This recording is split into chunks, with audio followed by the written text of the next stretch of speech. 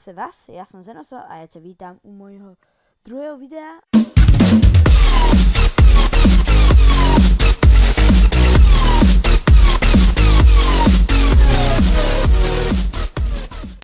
A tentokrát to bude tutoriál, môj prvý, takže bude to tutoriál, ste mohli poznať podľa názvu videa, ako si urobiť vlastné spray logo na Counter-Strike 1.6, funguje to aj na stiahnuté aj na kúpené Minecrafty, bože, Counter-Strikey. Potrebujete hlavne toto. Je to konverter, ktorý si stiahnete na Uložto. Vám dám do popisu videa vám dám odkaz. Není to zavírované, stiahne sa vám to hneď, není to moc.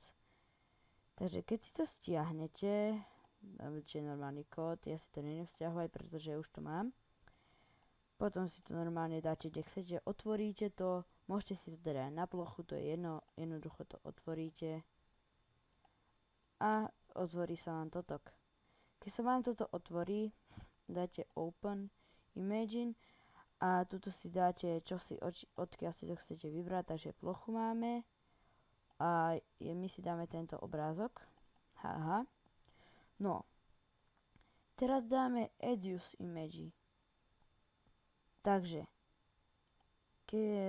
keď máte tuto čiernym napísané, tak to je dobre, musíte to tak mať, lebo kebyže to dáte takto a máte to červené, tak vám ten obrázok neuloží, pretože je to väčšie a nešlo by vám to.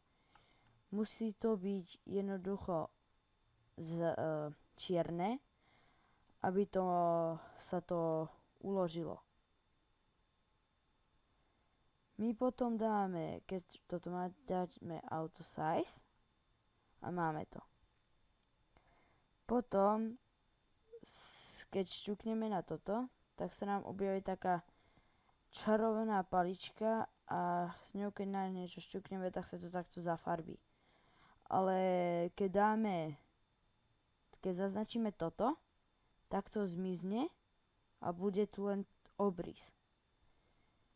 To už je na vás, keď to nechcete, tak si dajte takto. Ja si nechám obrys, potom dáte toto, inak musíte to dať, inak vám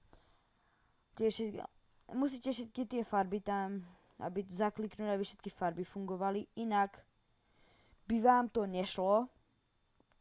V tom Counter-Strike, keby ste dali nasprejovať logo, tak by vám to vôbec nefungovalo, nič by neukázalo, tak vy keď to dáte, ono sa to táto spraví, potom dáte Save Tag, dáte Export to WAV file, dáte OK, uložíte si to a dáte si to pod názvom TeamTalk. Ja som si to napísal, pretože by som to zabudol.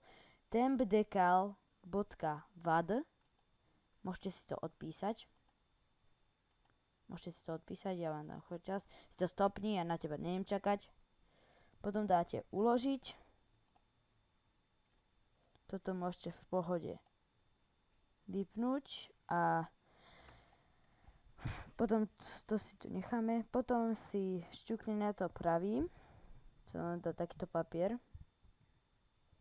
potom dáte vlastnosti a dáte túto, dáte si obecné a dáte atributy, potom dáte jem pro čtení, dáte použiť, OK. No a teraz si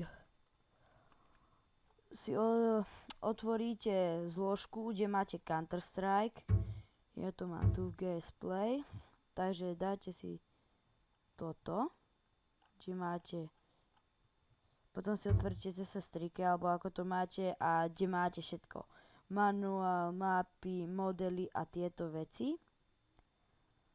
Potom si nájdete Custom HPG, toto máte napísané, Custom HPG, tak, A keď si nájdete to custom HPK, tak ho vymažete. Ja som ospravedlnený, že som zamrzol, lebo teraz som sa dopletol. Jednoducho to custom HPK vymažete. A keď ho vymažete, tak jednoducho iba zoberete ten váš obrázok, dáte presunúť a potom dáte presunúť a nahradiť. Ja si to nejdem už nahradzovať, pretože ja to tam už mám. Dáte presunúť a nahradiť a keď to budete mať, potom to vypnete, pustíte Counter-Strike. No, takže my sme v hre, teraz Counter-Strike som na serveri. Mám nejaké skiny, akože na niektorých zbraniach, takže preto, a tuto máte vidieť.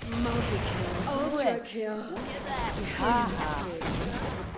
Takže, ak sa vám páčilo video, tak dajte subscribe